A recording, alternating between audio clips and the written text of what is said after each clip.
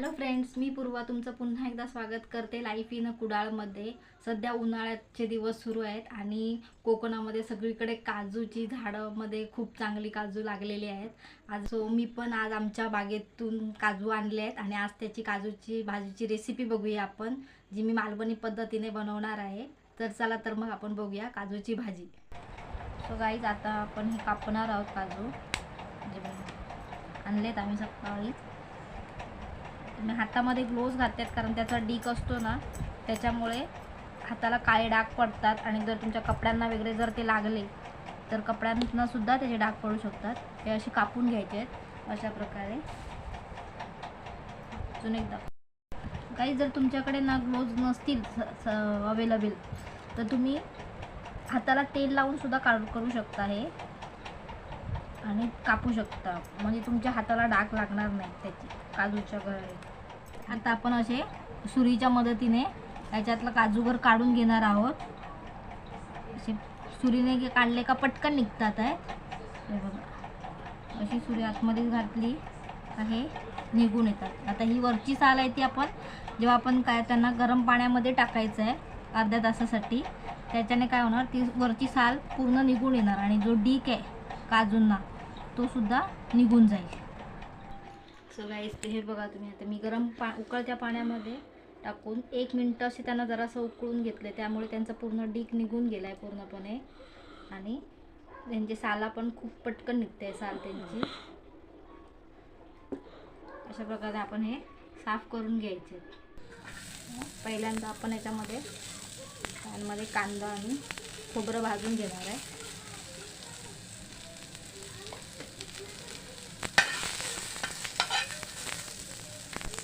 थोडंसं तेल टाकूया। कांदे आणि खोबऱ्याच्या पेस्टमुळे ना थिकनेस येतो आणि आपल्याला ते भाकरी किंवा चपातीवर खायला खूप छान लागतं। कांदा व्यवस्थित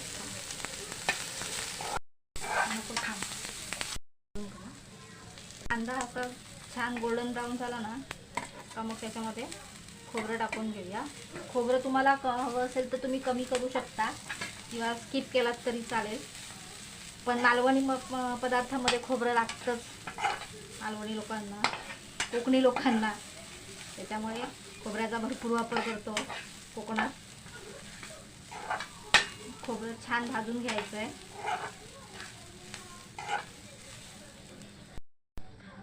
आता आपण फोडणी याला देणार आहोत भाजीला। त्याच्यासाठी मी 2 चमचे तेल टाकले, गरम करून घेत। तेल जरा गरम झालं का मग पहिलं मोहरी टाकायची आहे।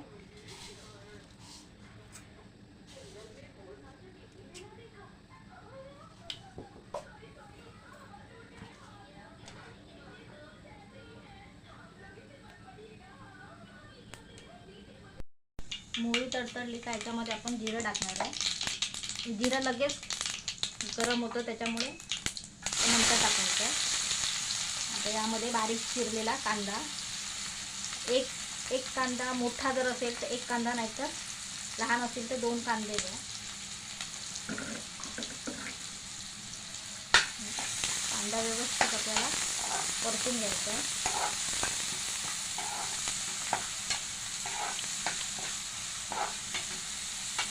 यामध्ये मी 1-1.5 चम्मच आलं लसणाची पेस्ट घालणार आहे। त्याच्यामध्ये मी हिरवी मिरची आणि थोडीशी कोथिंबीर टाकली आहे, ज्याच्यामुळे जरा तिखटपणा पण येतो आणि टेस्ट पण छान लागते कोथिंबीरमुळे।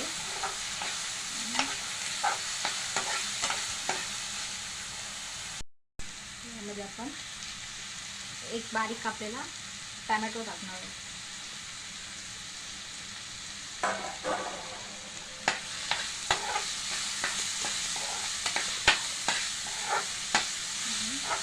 व्यवस्थित नरम होईपर्यंत, टोमॅटो छान नरम होईपर्यंत परतून घ्यायचं आहे। तुम्हाला हवं तर तुम्ही याच्यामध्ये टोमॅटोची प्युरी पण टाकू शकता।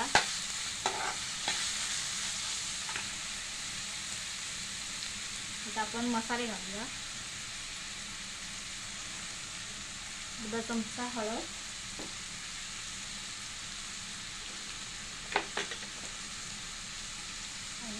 पहिल्यांदा थोडंसं मीठ टाकून घ्यायचं आहे. मिठामुळे काय होतं, तुमचा कांदा आणि टमॅटो पटकन नरम होतो, लवकर शिजतो.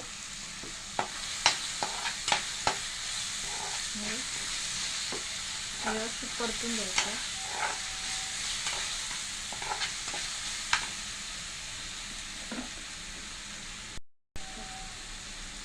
आता यामध्ये हा मालवणी मसाला आहे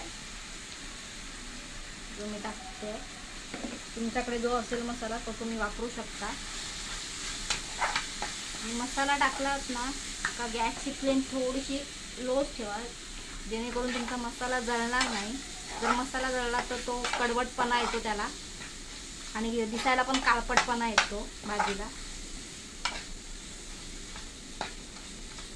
तर टमॅटो छान स्मॅश करून घ्यायचा आहे. यामध्ये आपण हे काजूचे गर घालून घेणार आहे.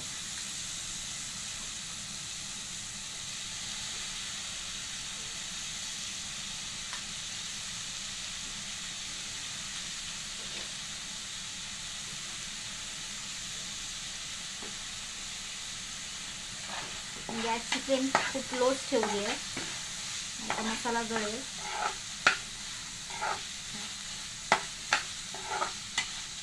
आलं लसणाच्या पेस्टमुळे खूप छान वास येतो एकदम.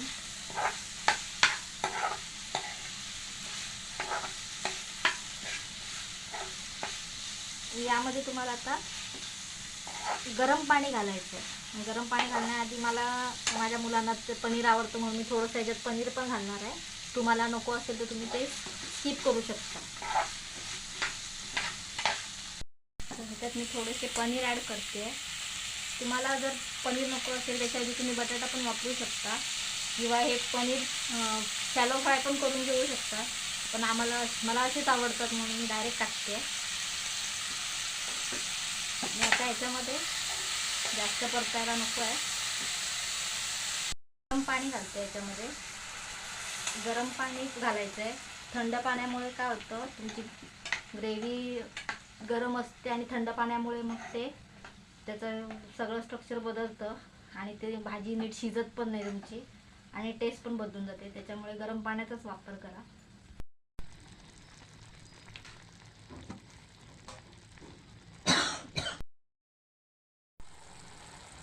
सो आता आपण बघूया आपले शिजले आहेत का काजू.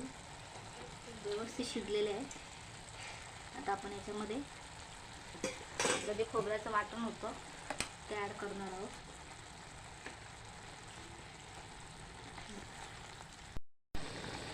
आता आपली ही भाजी तयार आहे.